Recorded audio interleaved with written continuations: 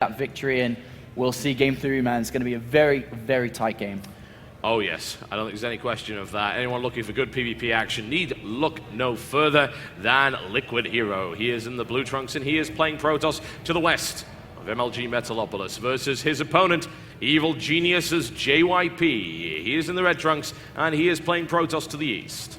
Everything is on the line here, and the thing is, as I was looking at the brackets, if JYP wins this, it's going to be even worse for Hero fans and Team Liquid fans, because JYP is going to have to go up against the best Terrans in the tournament, and JYP is not really known for his Protoss versus Terran, but obviously Hero could go the full distance in this tournament. Definitely is. Definitely, you know, JYP is still good. He just has a very weak percentage against Terrans, especially within the GSL, and both the players that these two players, and if you don't know, they have to go up against Port or Tage in the next round. So whoever wins this goes up against Code S level Terrans. So we'll see, man. Both of these players do open up with that 12 gate.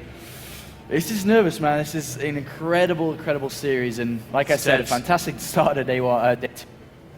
Yeah, this day has been going incredibly well thus far. We have not seen bad games from any player. Everything's been nail-biting, and it doesn't really get any more nail-biting than PvP, I think. And a lot of people think that ZVZ perhaps is the most tense matchup. You know, I kind of disagree. I think that Protoss v Protoss is more visual, and it seems less... It seems more controlled, I suppose, and less chaotic. Simply perhaps because there are less units on the field. The whole idea of, you know, Ling-Bailing wars, very exciting, very tense, but certainly quite chaotic, even though in reality they aren't played that way. My opinion of like Protoss versus Protoss and Zerg versus Zerg is I feel actually more comfortable in a Zerg versus Zerg, because you actually have the opportunity to scout with, I'm actually going to come to this game in a second, but you actually opportunity to scout with Lings. In this matchup, you don't have any opportunity to scout, and Hero has gone for an earlier cybernetics core. He has a lot of Chrono Boost saved up now. This could be a variety of options. So it could still be a 4-gate, but it also could be gateway pressure, just spending a lot of Chrono Boost on the gateway rather than the cyber core. But if he's rushing the cyber core, we could see some pretty interesting play here from Hero, but it is going to be the gateway. And the first Zealot here, and I've seen this a lot from Hero, is that he Chrono Boosts the units out first, and then he starts to put pressure on straight away with these units, and then he will tech up behind it, and just off the single gateway. Yeah, that's very true. And JYP, on the other hand, with a second gateway. We'll see if he decides to do the same thing he tried last time, or if he would just go for straight up 3-stalker rush. JYP gets in, and you will note things like the amount of Chrono Boost, and he will note that the Chrono Boost is being spent on the gateway there, and also that there is a second assimilator. That does not necessarily mean that anything will be done with it. All right, let's see what Hero's up to now. Goes into Chrono Boost and into the cyber core now. Mining from both gas.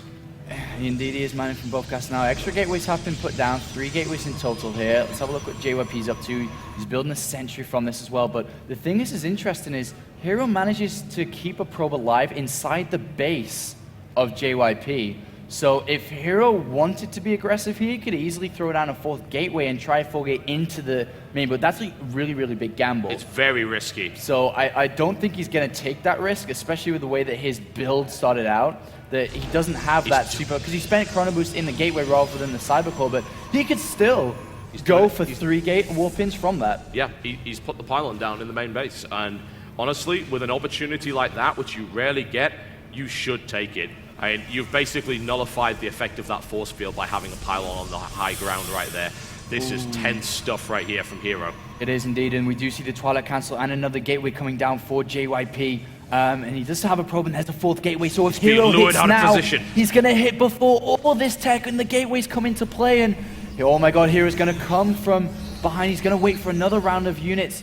And Hallucination, that's a weird upgrade coming, but it doesn't matter right now because it's all going to be about going to poke from the front and then from the back end. This is going to be such a big surprise for JYP. Yeah, I like the fact that he waited for the second one. JYP's warping in right in front, so he's going to take more fire. And here it goes. Hero with the surprise attack from inside the base. JYP's going up against it right now. Will he be able to hold? Let's see JYP's control, and he has a hell of a lot of it, but so does Hero. Hero taking a lot of damage here, but he still has that pylon, and there's not a lot that JYP can really do about it. The sentry has now been crushed. Zealots at the front as well, focusing fire now on the pylons. If he gets the pylon, that's 2 gateways that will go down. down. He needs to focus fire on that. The probes are now off the line. Hero looking really strong in this particular game. Focusing fire, another Stalker going down at the top as well. JYP comes over from the flank, focuses fire on another one. Hero continues to focus. He's bringing him down right now. JYP continues the defense as much as he can, but what can he do against that many units inside his base? Supply cut 78. GG!